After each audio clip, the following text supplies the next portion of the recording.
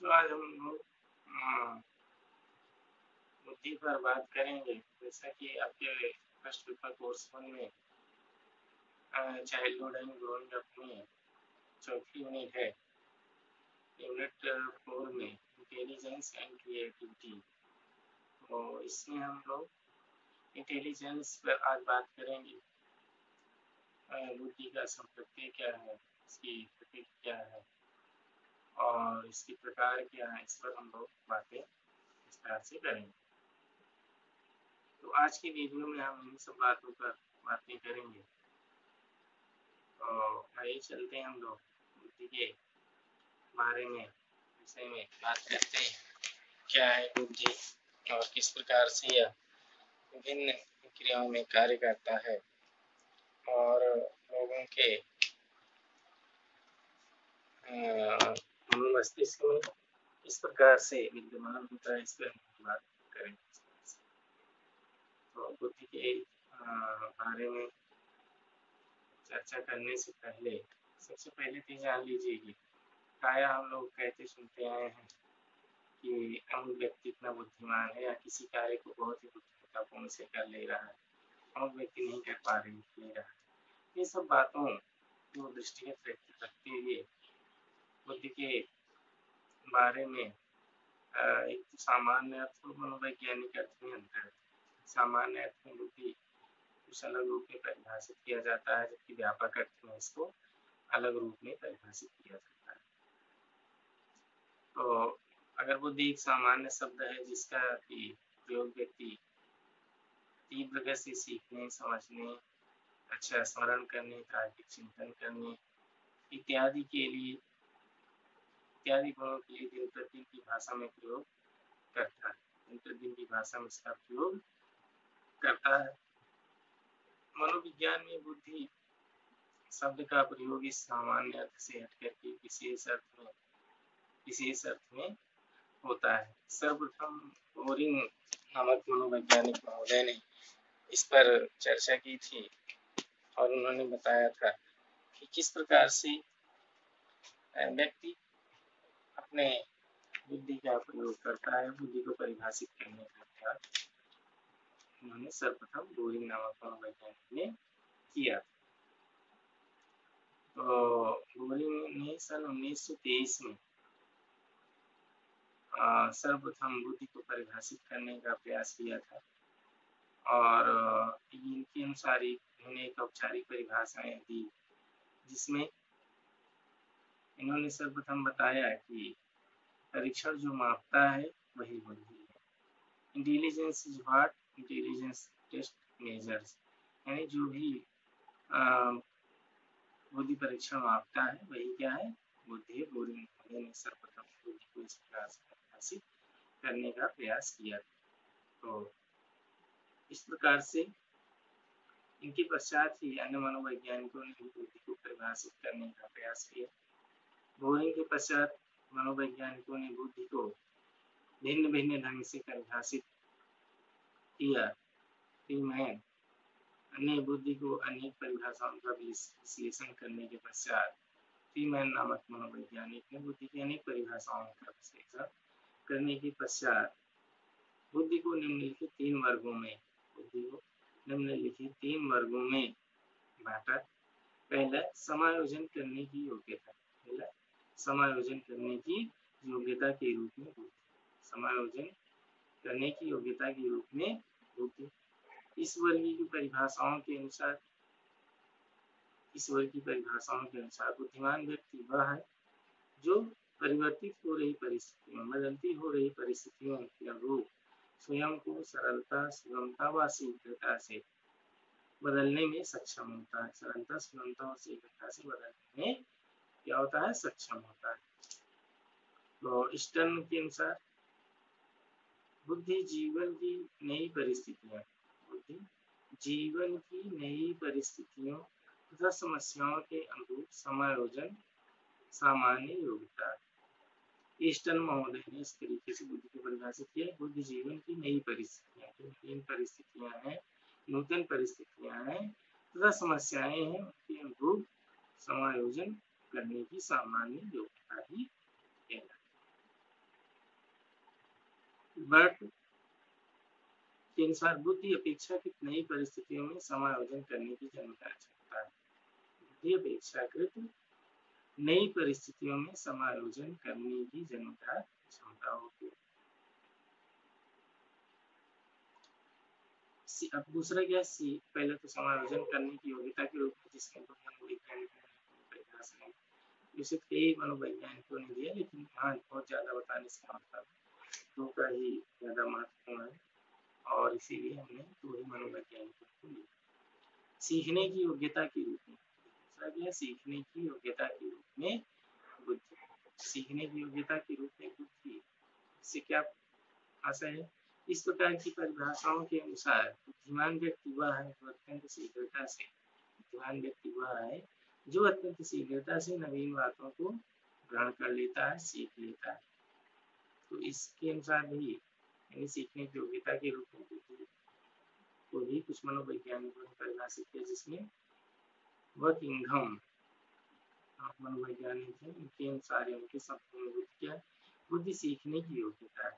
बुद्धि सीखने की योग्यता है, सीखने की योग्यता ही बुद्धि।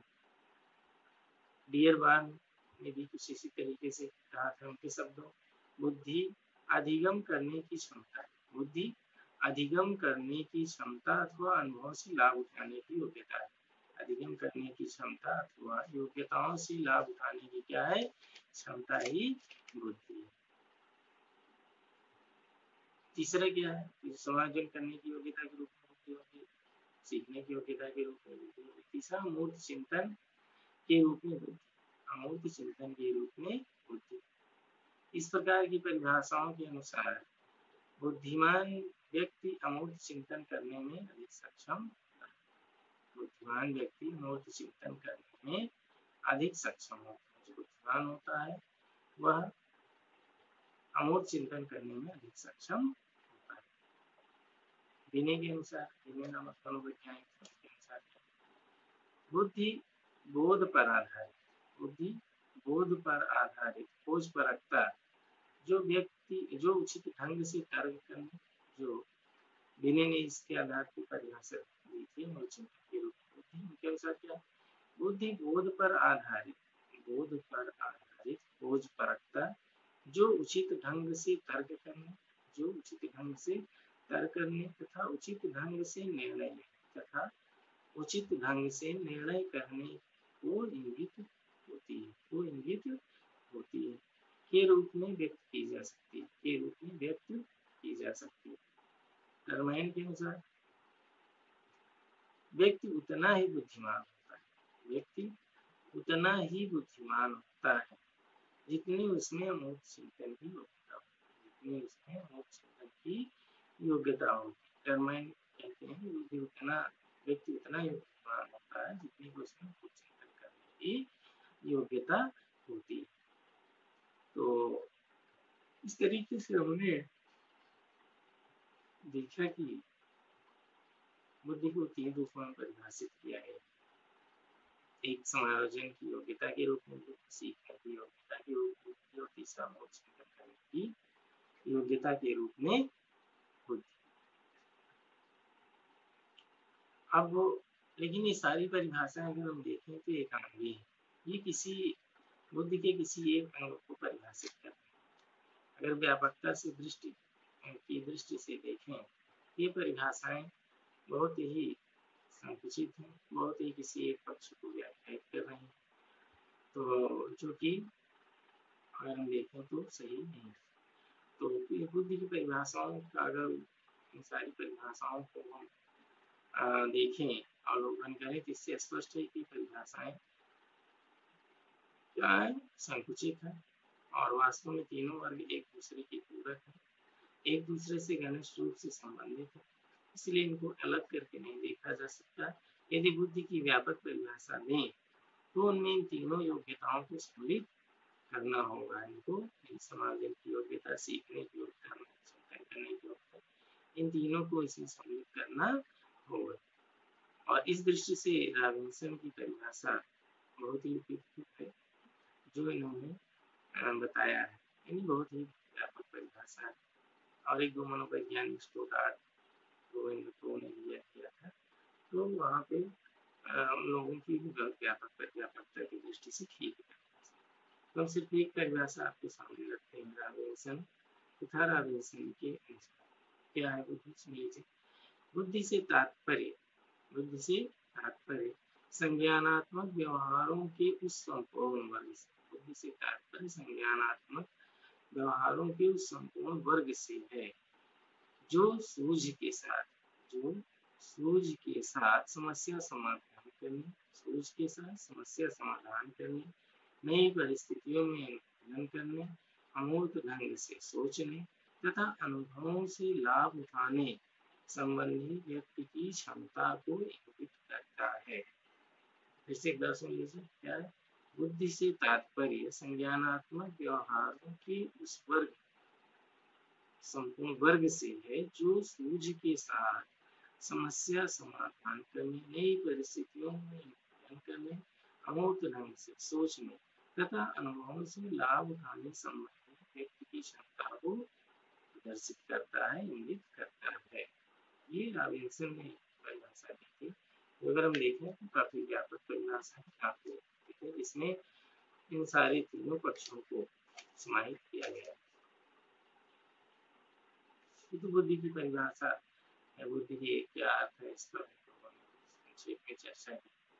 अब आइए हम लोग बुद्धि के प्रकार के बारे में बात करते हैं। बुद्धि के प्रकार क्या? वैसे तो मनोवैज्ञानिकों ने अगर देखें हम तो थर्नडाइक नामक बुद्धि के प्रकार को बताया है, जिसमें उन्होंने 3 प्रकार से बुद्धि के बताया है। बुद्धि 3 प्रकार से होती है, मूर्त बुद्धि और सामाजिक। तो बुद्धि को एक सामूहिक योग्यता के रूप में परिभाषित किया गया है। बुद्धि सामूहिक योग्यता के रूप में परिभाषित किया गया, जिसमें सारी योग्यताएं निहित होती है। तथापि कुछ मनोवैज्ञानिकों ने बुद्धि के अनेक प्रकार बताया है, जिसमें ईएल थॉर्नडाइक नामक मनोवैज्ञानिक हैं, जिन्होंने बुद्धि के 3 रूपों में व्याख्या किया: सामाजिक बुद्धि, मूर्त बुद्धि और अमूर्त। सामाजिक बुद्धि, मूर्त बुद्धि और अमूर्त। सामाजिक बुद्धि से तात्पर्य क्या है? सामाजिक बुद्धि से तात्पर्य व्यक्तियों को समझने तथा उनके साथ व्यवहार करने की योग्यता से, व्यक्तियों को समझने तथा उनके साथ व्यवहार करने की योग्यता से है। सामाजिक बुद्धि से युक्त व्यक्ति होगा, वह अन्य व्यक्तियों के साथ शीघ्रता और सुगमता से समायोजन कर लेता है, जबकि सामाजिक बुद्धि के अभाव में, यानी सामाजिक बुद्धि के अभाव में व्यक्ति को सामाजिक संबंध बनाने तथा उन्हें बनाए रखने में कठिनाई होती है। सामाजिक बुद्धि से युक्त व्यक्ति प्रायः अन्य व्यक्तियों से अच्छे सामाजिक संबंध बनाते हैं तथा समाज में सम्मान तथा प्रतिष्ठा प्राप्त करते हैं। ऐसे व्यक्ति अच्छे नेता होते हैं। जो भी सामाजिक बुद्धि की जनता होती है, वे व्यक्ति अच्छे नेता होते हैं, और ऐसे व्यक्ति सामाजिक दृष्टि से काफी विकसित होते हैं, काफी प्रचलित होते हैं, और बहुत सारे लोग इनके अनुयायी होते हैं, जिनमें इस तरीके से अधिकता होती है। एक उदाहरण हमने बताया कि ऐसे व्यक्ति नेता बनते हैं जिनमें सामाजिक बुद्धि की अधिकता होती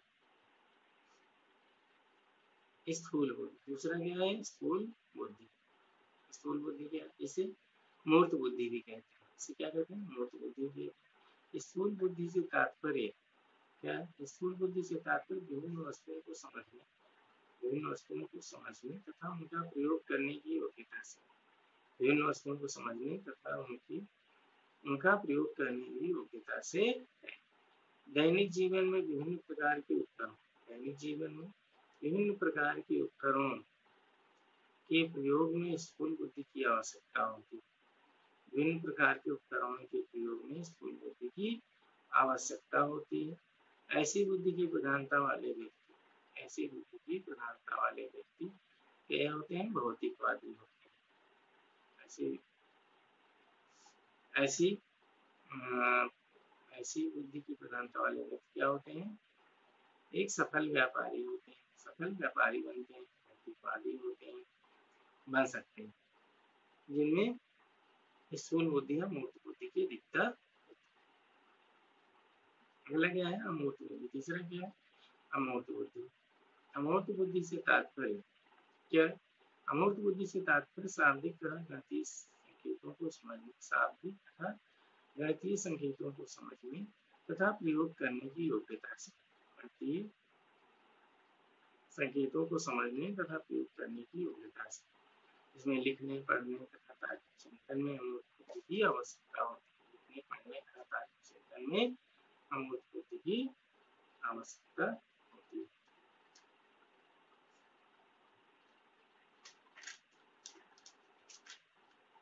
अमूर्त बुद्धि का सर्वोच्च रूप गणित व विज्ञान के सूत्रों व समीकरणों तथा दार्शनिक विचारों में दिखाई देता है। ऐसे बुद्धि वाले व्यक्ति प्रायः कलाकार होते हैं, चिंतक होते हैं, वैज्ञानिक होते हैं, दार्शनिक होते हैं, जिनमें अमूर्त बुद्धि की प्रधानता होती है। ये विवेक बुद्धि के प्रकार, 3 प्रकार जो होते हैं: सामाजिक बुद्धि, भौत बुद्धि और अमूर्त बुद्धि, जिसको कि हमने आपको बताया। इसमें एक उदाहरण मिलता है। सामाजिक बुद्धि वाला व्यक्ति एक अच्छा नेता बन सकता है, स्थूल बुद्धि वाला व्यक्ति सफल व्यापारी बन सकता है, भौतिकवादी होता है, और अमूर्त बुद्धि वाला व्यक्ति चिंतक होता है, वैज्ञानिक होता है, कलाकार होता है, दार्शनिक होता है। इसके अमूर्त बुद्धि।